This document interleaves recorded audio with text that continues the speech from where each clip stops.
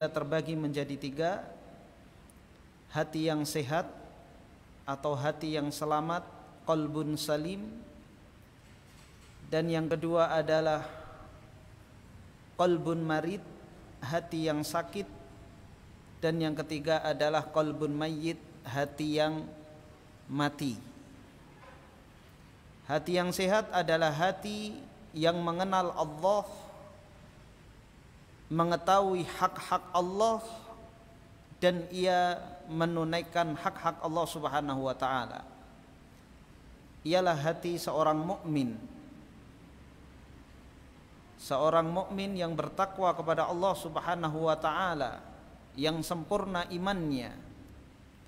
Adapun hati yang mati adalah hati yang tertutup, hati yang tidak mengenal Allah dan tidak mengenal hak-hak Allah, sehingga pemilik hati ini selalu melakukan pelanggaran-pelanggaran, menyelisihi hak-hak Allah Subhanahu wa taala. Ialah hati orang-orang kafir.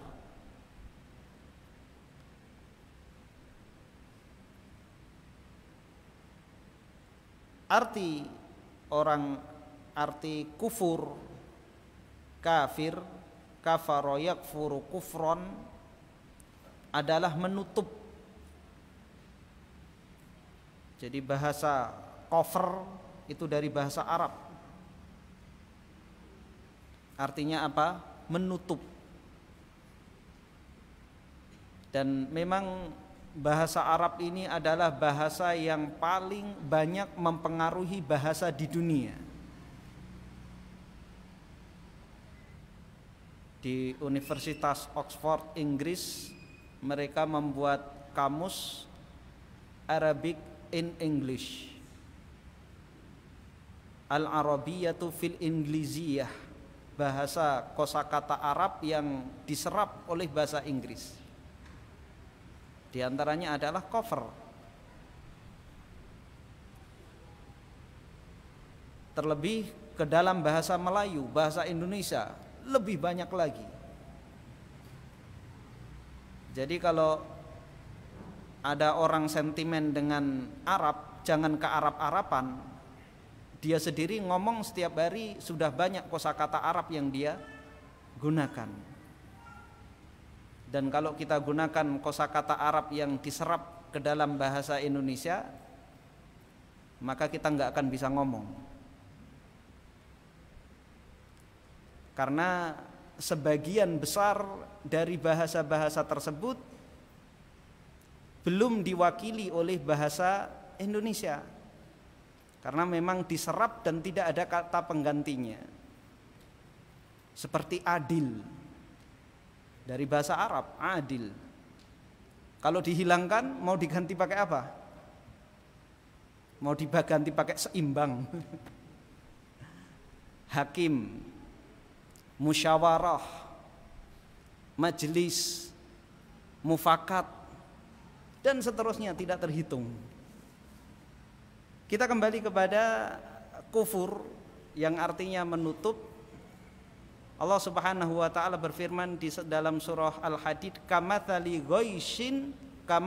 ghaitsin a'jabal kuffara nabatuhu. Seperti hujan yang menumbuhkan tanam-tanaman yang membikin takjub kuffar. Kuffar jamak dari kafir. Membuat para kufar. Siapa yang dimaksud kufar di sini? Bukan orang-orang kafir, tapi petani. Membuat takjub para petani. Ketika turun hujan, tanaman yang mereka tanam tumbuh, mereka menjadi kagum. Kenapa petani dinamakan kafir atau kufar secara bahasa? Karena dari pekerjaan mereka. Pekerjaan mereka selalu menutup. Apa yang ditutup oleh para petani?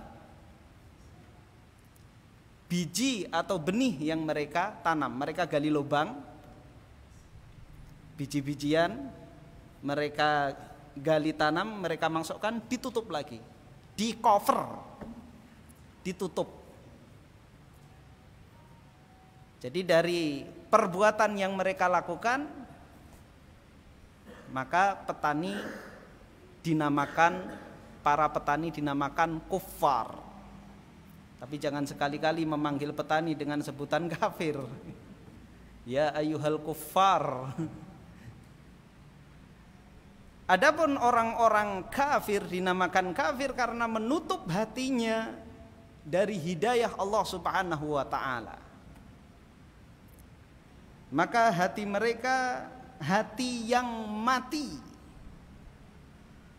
tidak mengenal Allah, tidak mengenal hukum-hukum Allah, sehingga mereka setiap harinya melakukan pelanggaran-pelanggaran hukum-hukum Allah.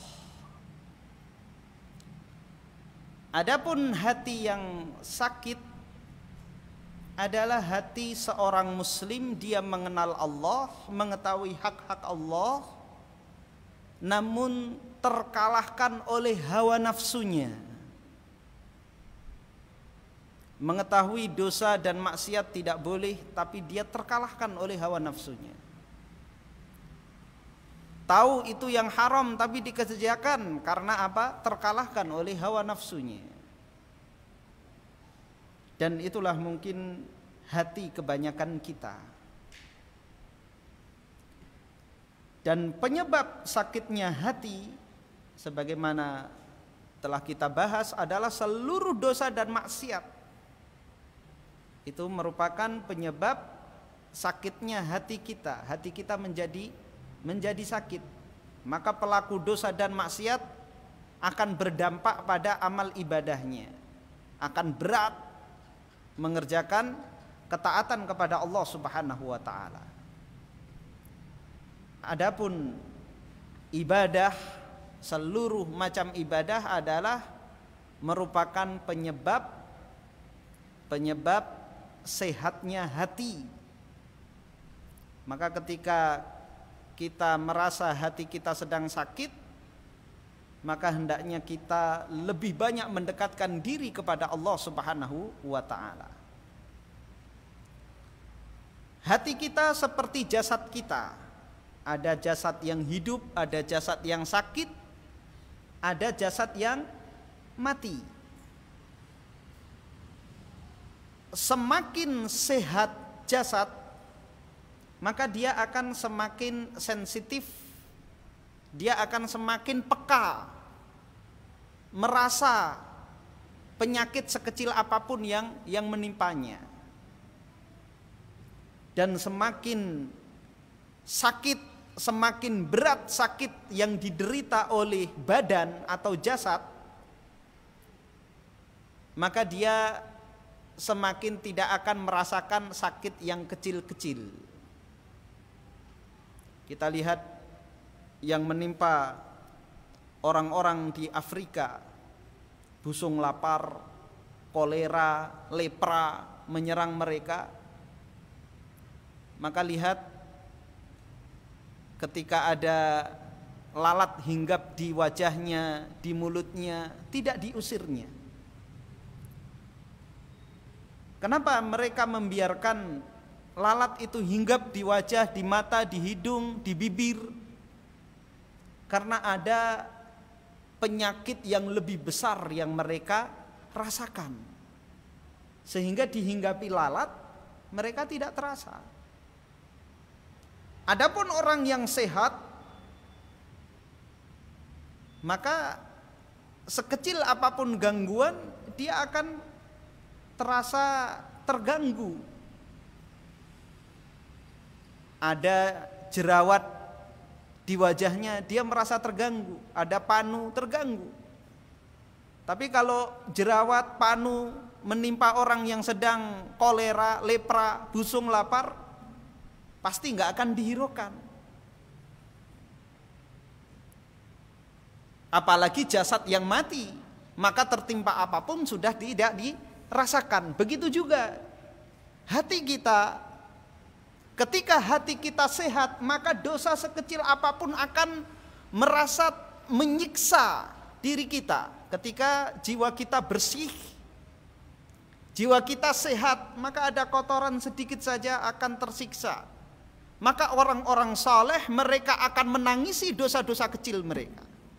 Adapun orang-orang fasik akan merasa santai dengan dosa-dosa besar, terlebih dosa-dosa kecil. Oleh karena itu, mengapa orang-orang kafir tidak pernah merasa bersalah dengan apapun yang mereka lakukan? Makan babi, minum khamr, berzina. Karena apa? Hatinya mati.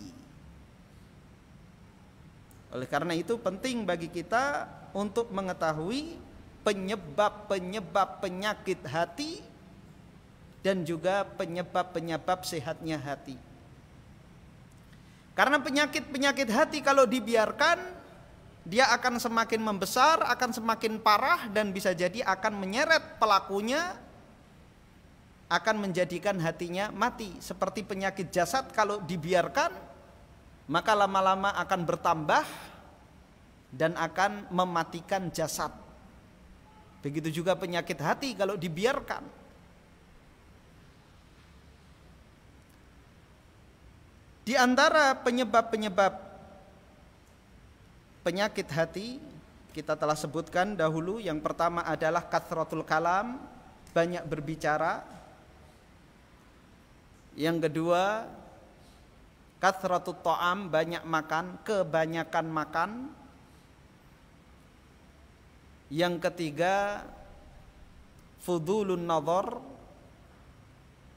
berlebihan dalam melihat, artinya melampaui hal-hal yang diharamkan oleh Allah Subhanahu wa taala, melampaui yang dihalalkan oleh Allah sampai melihat hal-hal yang diharamkan oleh Allah. Kemudian yang keempat adalah fudulul mukhalatah, berlebih-lebihan dalam bergaul. Dia banyak bergaul dengan orang-orang yang bisa mempengaruhi kejiwaan dia. Orang-orang yang memiliki penyakit-penyakit hati, baik orang-orang kafir maupun orang-orang fasik.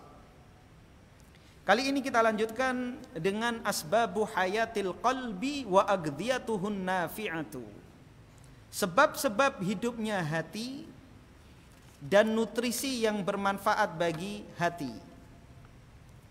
I'lam anna ta'ati lazimatun li hayatil qalbi, li hayati qalbil abdi luzumat ta'ami wasyarabi li hayatil jasad.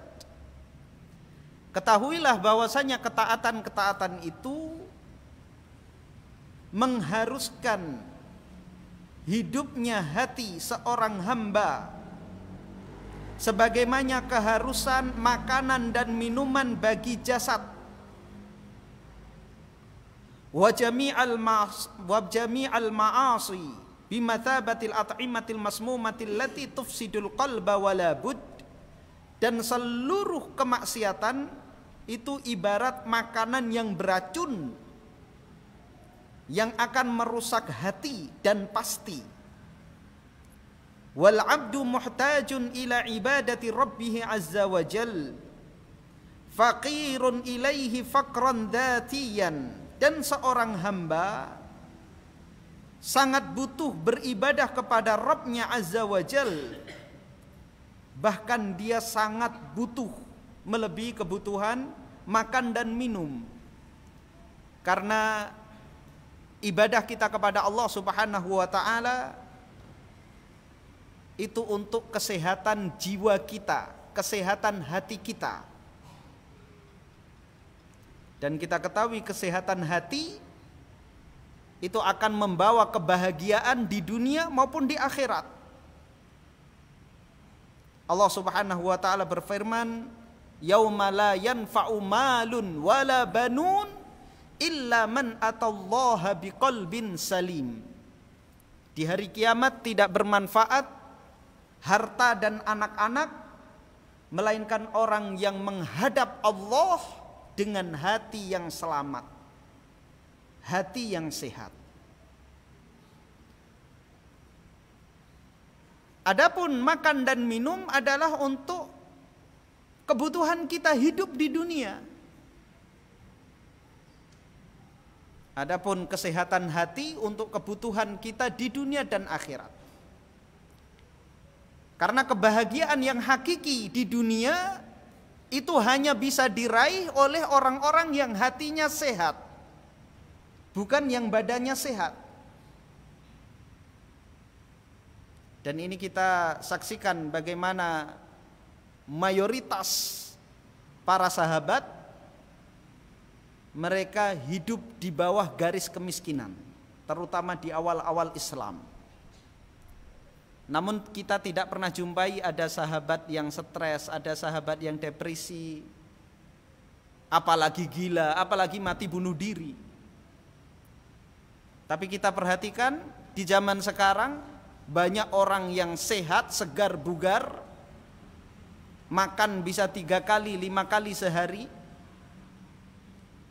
gizi nutrisi bagi badannya terpenuhi, begitu juga fasilitas yang lain, sandang, papan, kendaraan mewah.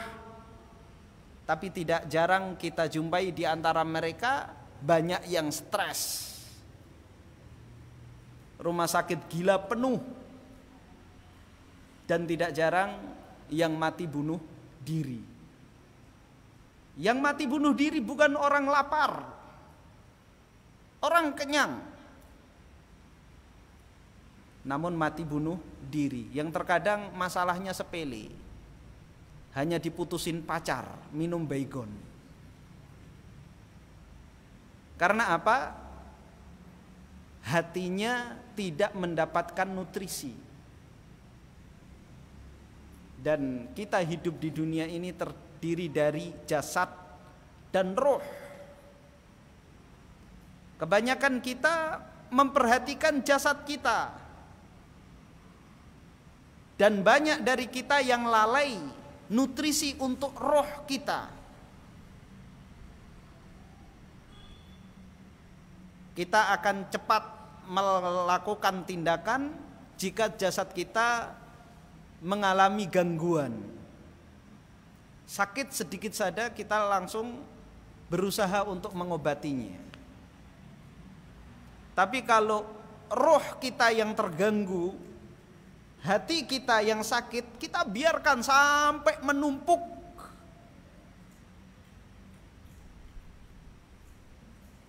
Maka hendaknya seorang muslim memperhatikan kesehatan hatinya melebihi dari kesehatan jasadnya, dan dua-duanya perlu dijaga kesehatannya, dan itu wajib. Maka Allah Subhanahu wa ta'ala memerintahkan kepada kita untuk makan makanan yang halal dan bergizi. Halalan thayyiba, halal dan bergizi. Kita dilarang makan makanan yang beracun.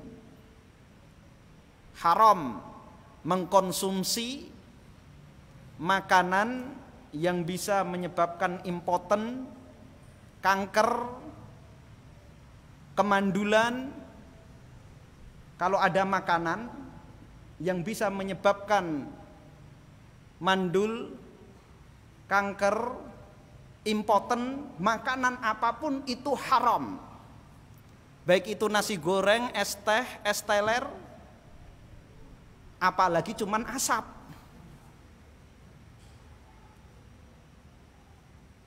Jadi kalau ada penjual nasi goreng, di gerobaknya ditulis nasi goreng ini bisa menyebabkan kanker, kira-kira ada yang beli enggak? Enggak bakal.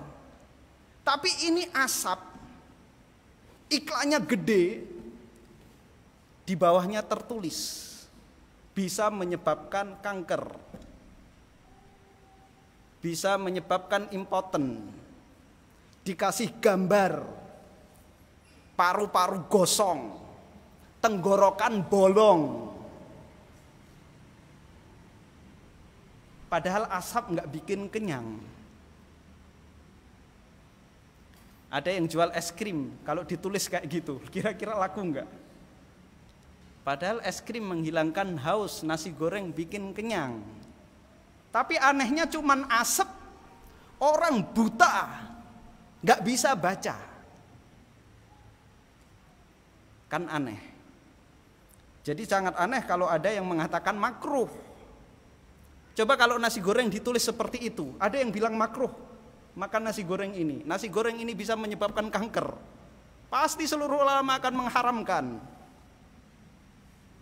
Atau mie ayam, pasti anak-anak kita akan larang membeli mie ayam tersebut. Tapi ini sekedar asap dikatakan makruh. Jadi kita wajib menjaga jasad kita. Jangan bilang badan-badan saya. Bukan badan kamu, itu badan pemberian Allah, kamu harus jaga. Amanah dari Allah Subhanahu wa taala. Ini badan-badan saya, jangan urusan orang lain. Bukan. Badan ini adalah amanah dari Allah. Semua yang diberikan kepada kita kelak akan dimintai pertanggungjawaban oleh Allah Subhanahu wa taala. Seorang dapat duit 100 juta, kemudian yang 10 juta dia robek-robek, boleh tidak? Haram. Karena apa? Duit itu amanah dari Allah Subhanahu wa taala. Terlebih jasad kita. Kalau kita sengaja merusaknya, maka juga akan dimintai pertanggungjawaban oleh Allah Subhanahu wa taala. Enggak boleh seseorang memutus jarinya, merusak parunya, merusak jantungnya. Dan dosa yang paling besar adalah dosa membunuh jiwa. Jasad semua diakhiri dengan mati bunuh diri. Jadi memelihara jasad itu adalah kewajiban kita. Seorang muslim dalam memelihara jasadnya tidak hanya dia memikirkan untuk kenikmatan dunia, karena semua makhluk pasti akan menjaga jasadnya. Namun lebih dari itu, seorang muslim dia menjaga jasadnya karena melaksanakan perintah Allah Subhanahu wa taala. Dan dia dalam menjaga jasadnya setiap hari dengan makan makanan yang bergizi, menjauhi makanan-makanan yang beracun, makanan-makanan yang berbahaya bagi kesehatan badannya, maka dia mendapatkan pahala dari Allah Subhanahu wa taala karena dia sedang melaksanakan perintah Allah Subhanahu wa taala untuk memakan makanan halalan thayyiba, makanan yang halal dan thayyib. Kemudian dia juga lebih dari itu, dia lebih memperhatikan kesehatan rohnya, kesehatan hatinya. Maka hal-hal yang bisa membuat hatinya sakit dia hindarkan. Kalau terjangkiti penyakit hatinya, dia segera mencari obatnya. Wa kama ya'khudhul 'abdu bil asbabi li hayati jasadihi minal mudawamati ala tanawulil aghdhiyatin nafi'ati fi awqatin mutaqaribah. Dan sebagaimana seorang hamba ia melakukan usaha-usaha mencari sebab-sebab untuk kesehatan jasadnya berupa mengkonsumsi makanan-makanan yang bermanfaat pada waktu-waktu yang berdekatan. Wa idza tabayyana lahu annahu tanawala ta'aman masmuman an tariqil khata'i asra'a fi takhlisi jasadi minal akhlaqir radi'ah. Dan jika dia sadar bahwasanya dia telah mengkonsumsi makanan yang beracun dengan tidak sengaja, maka dia akan segera melakukan tindakan untuk membersihkan dirinya dari racun tersebut. Fahayatu qalbil abdi aula bil ihtimami min jasadih, maka hati seorang hamba itu lebih utama untuk diperhatikan daripada jasadnya. Fa in kanat hayatul jasadi tuahhiluhu lima'isyatin ghairi munghasatin bil maradi fid dunya, fa hayatul qalbi tuahhiluhu li hayatin thayyibatin fid dunya wa sa'adatin ghairi mahdudatin fil akhirah. Jika kesehatan jasad itu akan menjadikan pemiliknya mendapatkan kehidupan kehidupan yang bahagia, terbebas dari penyakit di dunia, maka kesehatan hati akan mengantarkan pemiliknya untuk mendapatkan kehidupan yang baik di dunia dan kebahagiaan yang tanpa batas di akhirat. Wa kadzalika mautul jasadi yaqta'uhu 'anid dunya wa mautul qalbi tabqa alamuhu abadul abad.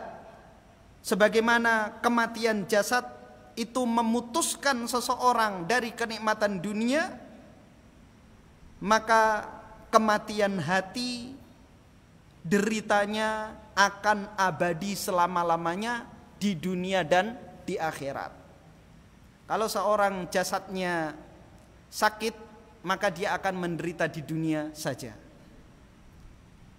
Kalau jasadnya mati, maka dia akan meninggalkan kenikmatan dunia saja. Tapi kalau hati yang sakit, hati yang mati, maka deritanya akan dirasakan di dunia sampai di akhirat. Wa qala ahadus salihin, berkata salah seorang orang saleh, ya ajaban minan nasi yabkuna ala man mata jasaduhu wa la yabkuna ala man mata qalbuhu wa huwa asyad.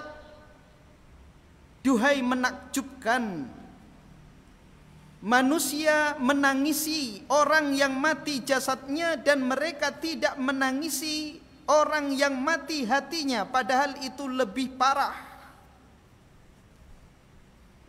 Dan ini nyata, kita lebih kasihan terhadap orang yang jasadnya sakit daripada orang yang hatinya sakit.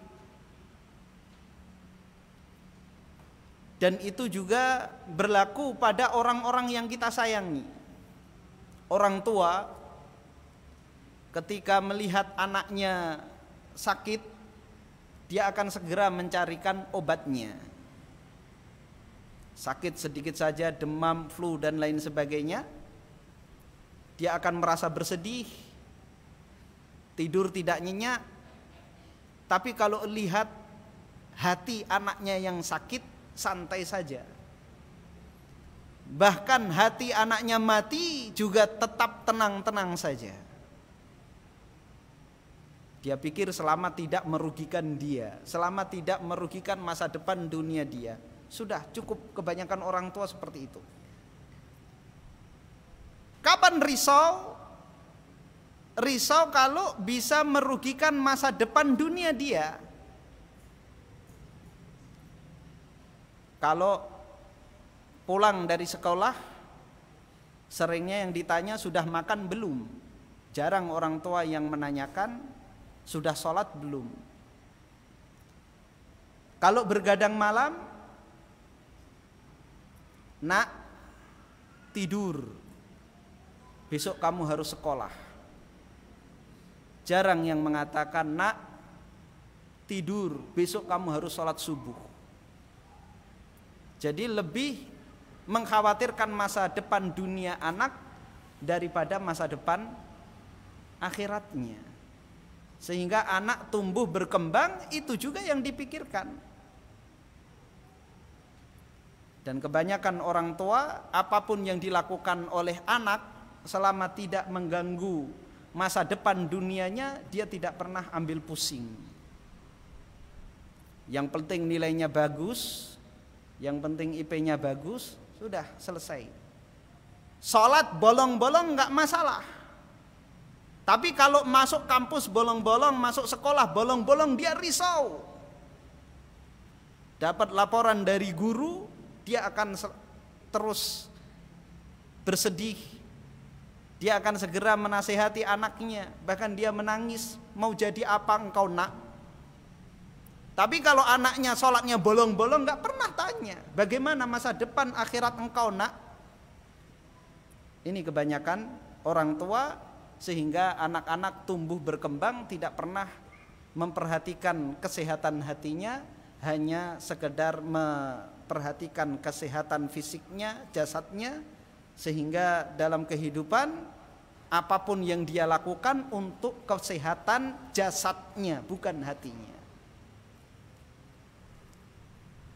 Fa idzan at-ta'atu kulluha lazimatun li hayatil qalbi wa nakhussu hadhihi bidzikri li daruratiha li qalbil abdi wa syiddatil hajati ilaiha. Maka demikian ketaatan-ketaatan itu seluruhnya akan menjadikan kesehatan bagi hati. Dan kami akan mengkhususkan menyebutkan beberapa karena pentingnya hal-hal ini untuk kesehatan hati seorang hamba dan sangat butuhnya hati kepadanya. Yang pertama, zikrullahi azza wa jal, berzikir kepada Allah Subhanahu wa taala. Wa tilawatul Quran, yang kedua membaca Al-Quran.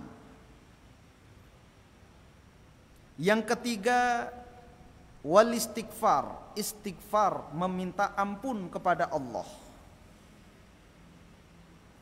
Yang kelima wad du'a, berdoa.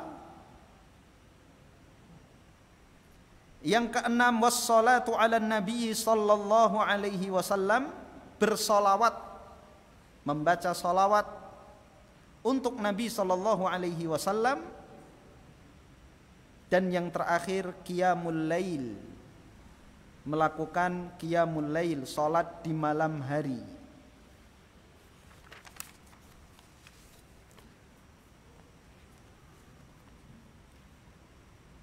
Yang pertama, zikrullahi wa tilawatul Quran,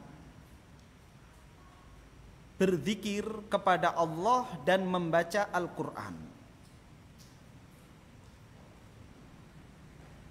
Wa daruratu dzikri lil qalbi, kama qala Syekhul Islam Ibnu Taimiyah qaddasallahu ruhah. Pentingnya zikir bagi hati, sebagaimana dikatakan Syekhul Islam Ibnu Taimiyah, semoga Allah mensucikan ruhnya. Adz-dzikru lil qalbi kal ma'i lis samaki, fa kaifa yakunu halus samaki idza ukhrija minal ma'. Zikir bagi hati itu seperti air bagi ikan. Bagaimana keadaan ikan jika ia dikeluarkan dari air? Jadi butuhnya hati kita terhadap zikir itu setiap saat dan setiap waktu, baik dalam keadaan berdiri, berjalan, duduk maupun berbaring, kita membutuhkan zikir. Dan zikir itu bermacam-macam, nanti kita akan sebutkan di dalam kitab ini. Kebutuhannya seperti kebutuhan ikan terhadap air. Ikan tidak bisa berlama-lama dikeluarkan dari air, pasti akan mati. Ikan yang paling tahan di antara ikan-ikan yang lain dikeluarkan dari air, ikan apa? Ikan pepuyuh. Dia bisa keluar dari kolam, dengan dua siripnya dia bisa berjalan. Dia biasa hidup di rawa-rawa. Ketika musim kemarau, sinyalnya bisa berfungsi, mengetahui di mana genangan air yang lebih banyak. Kalau tempat yang dia tempatin surut, maka dia akan berjalan. Tapi enggak sampai 5 jam berjalan sampai Martapura, enggak. Dalam beberapa meter saja, 2 meter, 3 meter masih bisa ikan pepuyuh berjalan. Tapi kalau sampai Martapura dari sini enggak. Naik sepeda juga enggak. Jadi hati kita itu sangat butuh mengingat Allah seperti ikan butuh terhadap air. Ikan kalau dikeluarkan dari air dia akan mati, begitu juga hati yang tidak ada zikirnya, maka dia akan mati. Wa qad dzakara al-Imam Syamsuddin Ibnul Qayyim ma yakrubu min 80 faidatan fi kitabihil Wabilus Sayyib. Dan Imam Syamsuddin Ibnul Qayyim telah menyebutkan 80 faedah di dalam kitab Al-Wabilus Sayyib tentang faedah zikir. Fananqulu ba'daha biidnillahi ta'ala wa nansahu bil 'audati ilal kitabil madhkur li'azimi naf'ihi. Maka kami nukilkan sebagiannya dengan izin Allah, dan kami nasihatkan untuk merujuk kembali kepada kitab tersebut karena besarnya manfaatnya. Min hadhil fawaid, di antara manfaat-manfaatnya, anna dzikra qutul qulubi warruh, bahwasanya zikir itu adalah nutrisi bagi hati dan roh. Fa idza faqadahu al-'abdu sara bi manzilatil jismi idza hila bainahu wa baina qutihi. Jika seorang hamba kehilangan zikir, maka keadaannya seperti jasad yang kehilangan nutrisi. Kita sering melihat anak yang kurang gizi, bagaimana tumbuh kembangnya. Orang yang mengalami gizi buruk pasti tidak akan bisa beraktivitas. Begitu juga hati yang tidak berzikir kepada Allah Subhanahu wa ta'ala, maka dia akan berat melakukan amal ibadah. Seperti orang yang mengalami gizi buruk, dia akan beraktivitas dengan susah payah. Begitu juga orang yang tidak pernah berzikir. Maka semakin banyak zikir kita, maka hati kita akan semakin sehat, dan kita akan semakin mudah, semakin ringan dalam menjalankan ibadah. Wa minha annahu yatrudu syaitana wa yuqami'uhu wa yukassiruh. Di antaranya juga zikir akan mengusir syaitan, mengalahkannya dan menaklukkannya. Orang yang banyak berzikir, maka dia akan jauh dari gangguan syaitan. Dan gangguan syaitan yang terbesar adalah menjadikan orang bermaksiat kepada Allah. Sebagian manusia menganggap gangguan syaitan itu adalah kesurupan. Padahal ada yang lebih besar dari kesurupan. Kalau orang kesurupan, terkadang justru malah semakin mendekatkan diri kepada Allah. Tapi kalau orang dikuasai oleh syaitan, dijerumuskan pada dosa dan maksiat, justru akan semakin jauh dari Allah Subhanahu wa ta'ala. Silakan adzan.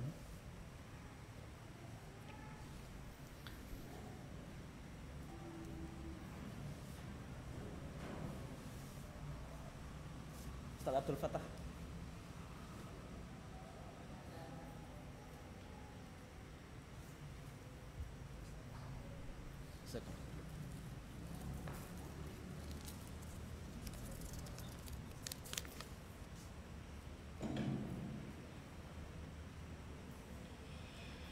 Allah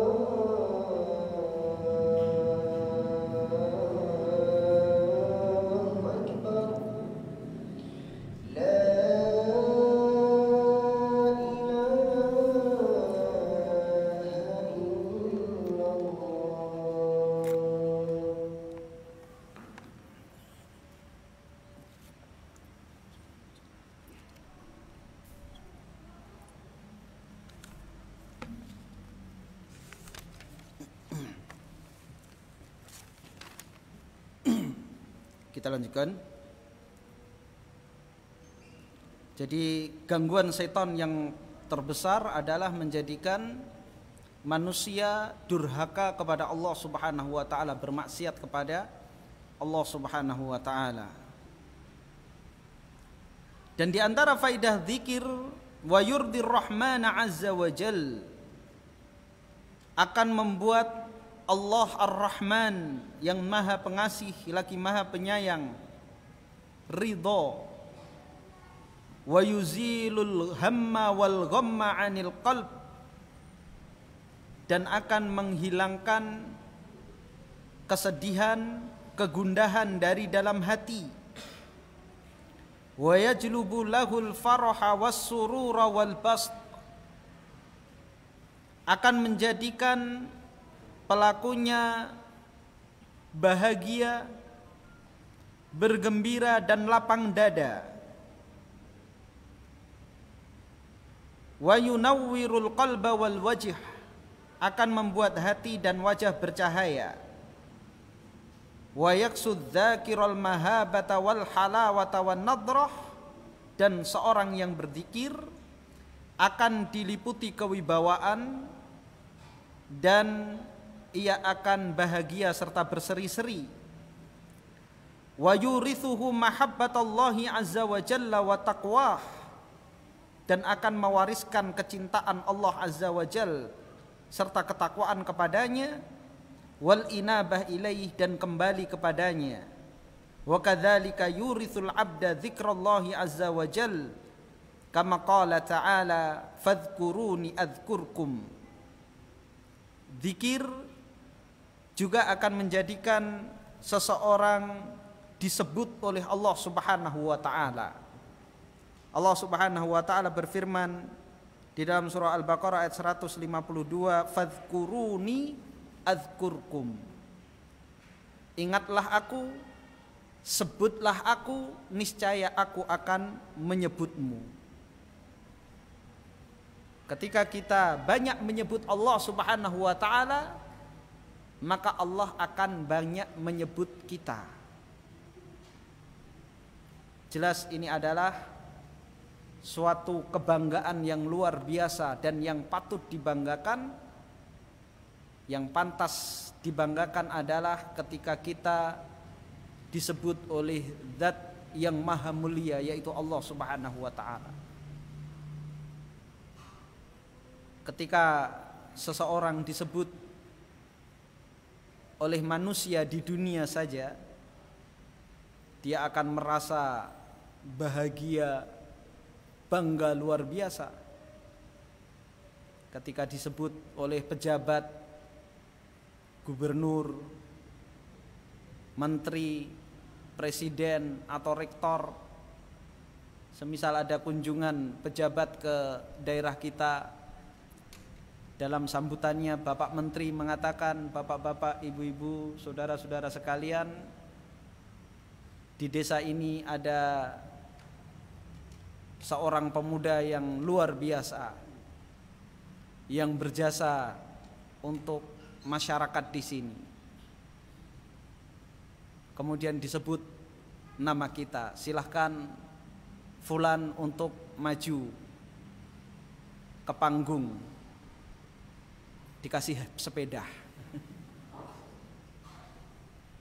foto bersama. Pasti kita akan bahagia, bangga luar biasa. Tidak akan pernah kita lupa. Bahkan ketika di hari tua kita sudah pikun, momen itu tidak lupa. Diceritakan untuk anak cucu, terus nggak ada habisnya. Setiap cerita ya itu saja. Cuk, dulu kakek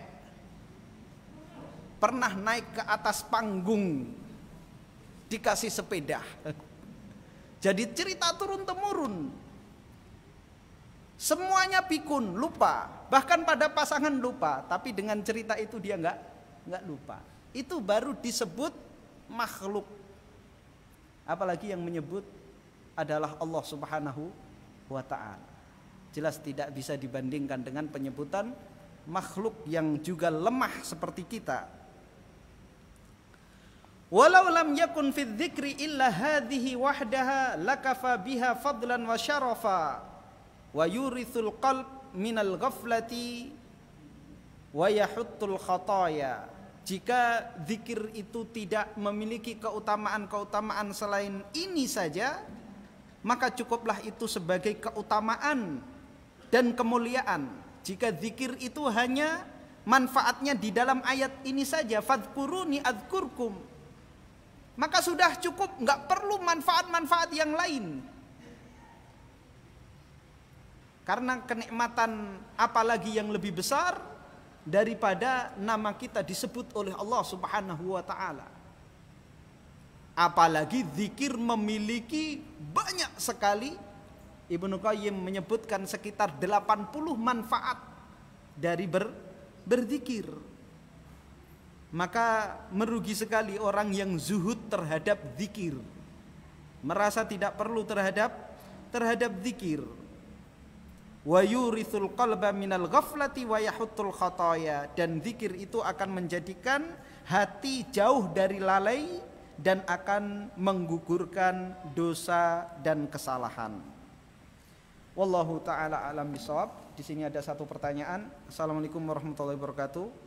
Waalaikumsalam warahmatullahi wabarakatuh. Ustadz mau bertanya, hukum membaca Al-Quran dengan huruf Latin dikarenakan masih belum atau masih belajar baca tulis Al-Quran. Terima kasih. Iya, selama itu membantu maka tidak mengapa ya. Namun jangan keterusan. Apalagi sekarang banyak metode yang mempercepat kita bisa membaca Al-Quran. Ada metode 8 hari, ada metode sekian jam. Maka bisa kita menggunakan metode-metode tersebut. Berbeda dengan orang-orang zaman dahulu, tahun-tahun 80-an, dulu menggunakan metode Baghdadiyah, itu lama ya. Alif fathah A, alif kasroh I, alif dhammah U, A, I, U. Kenapa lama? Karena metode tahaji bahasa kita mengeja itu perlu berpikir 3 kali. Mengenal huruf, mengenal harokat, baru bisa membaca. Mengenal huruf alif, mengenal fathah, baru bunyinya A. Berbeda dengan Iqra, ya, langsung A, I, U, Ba, Bi, Bu. Pokoknya yang gambarnya seperti itu, dia akan baca A, Ba, terus sampai jilid 1 selesai. Dia tidak kenal mana huruf jim, taunya apa ja, nggak kenal shin, nggak kenal ro, nggak kenal dot, nggak kenal ya, taunya a, ba, ta, tha. Tapi itu metode langsung, dan itu lebih cepat. Maka dulu orang belajar membaca Al-Quran dengan turutan, ya, itu sampai bertahun-tahun. Ya. Kelas 5 SD belum tentu lancar membaca Al-Quran, tapi sekarang dengan metode Iqra, ya, anak TK sudah bisa membaca Al-Quran. Maka tidak ada alasan di zaman sekarang seorang muslim tidak bisa membaca Al-Quran. Jangan malu. Kalau tidak ada yang mengajarkan kepada kita membaca Al-Quran, ikut TPA, nggak apa-apa. Ya. Jadi ilmu itu tidak akan didapat oleh orang yang sombong dan orang yang malu, sebagaimana perkataan Umar bin Khattab. Maka hilangkan kesombongan. Gengsi dong diajari anak yang lebih muda. Gengsi dong saya sekelas sama anak-anak TK, anak-anak balita. Jangan gengsi. Hilangkan kesombongan dan hilangkan rasa malu, maka kita akan mendapatkan ilmu. Wallahu taala a'lam bishawab. Wassallallahu